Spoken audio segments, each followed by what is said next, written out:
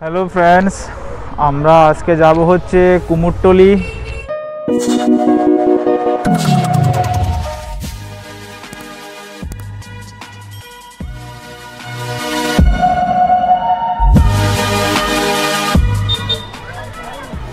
Hello friends, আমরা এখন এসে গেছি হচ্ছে কুমোরটুলিতে।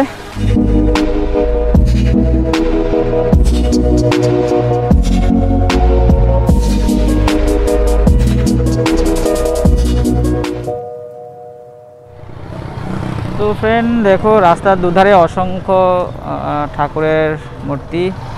কিছু অলরেডি কমপ্লিট হয়ে গেছে, কিছু অলরেডি কাজ চলছে।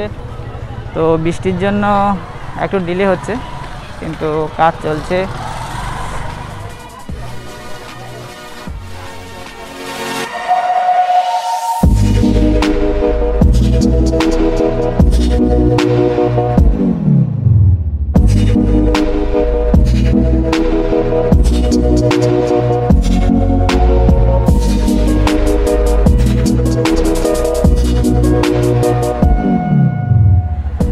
তো এটা হচ্ছে কুমোরটুলির ভিতরে। দেখুন এখানে কত কিছু বানানো হয়, শুধু দুর্গা প্রতিমা নয়, ঘোড়া, মানুষ, কত কিছুই এখানে বানানো হয়। মানে হাতের কাজের জন্য কুমোরটুলিটা সে বিখ্যাত। কি সুন্দর শিব ঠাকুর। তো এটা হচ্ছে ভিতরে। ফ্রেন্ডস, আমি এখন কুমোরটুলিতে রয়েছি। তো কুমোরটুলিতে এখানে একটা নিয়ম আছে, সেটা হচ্ছে যে যদি ব্লগ, ইউটিউবে ব্লগ যারা করে বা ফটোটা তুলতে গেলে সমিতি থেকে একটা পারমিশন নিতে হয়। তো সেক্ষেত্রে আমি এখানকার এক দাদার কাছ থেকে, আপনি তো মানে কুমোরটুলির সদস্যরই না? হ্যাঁ, তো এখানকার এক দাদা সে সদস্য, তো ওনার কাছ থেকে একটা আমি পাস নিচ্ছি। তো পাস হচ্ছে কত, 50 টাকা না? ঠিক আছে, এটা হচ্ছে সেই কার্ড যেটা 50 টাকা দেওয়া হয়েছে।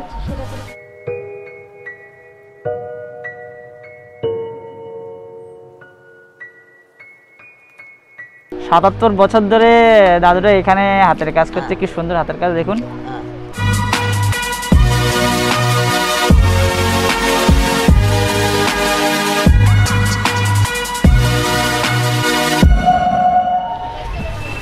তো পিছন দিকটা হচ্ছে কুমোরটুলি।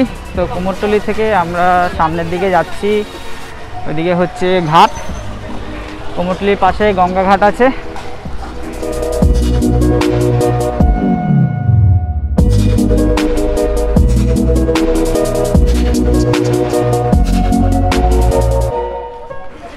তো আমরা এখন আছি হচ্ছে ঘাটে, যে ঘাটে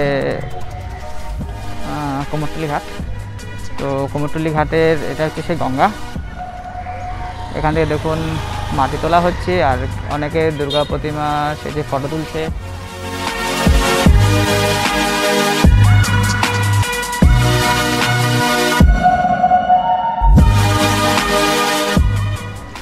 কুমোরটুলির মধ্যে একটা মন্দির আছে, সেটা হচ্ছে শ্রী শ্রী ঢাকরশ্বরী মাতার মন্দির।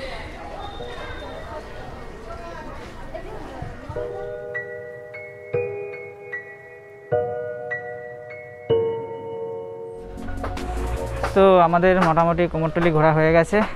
তো দেখলাম কীভাবে ঠাকুর বানাচ্ছে, কীভাবে রং করছে।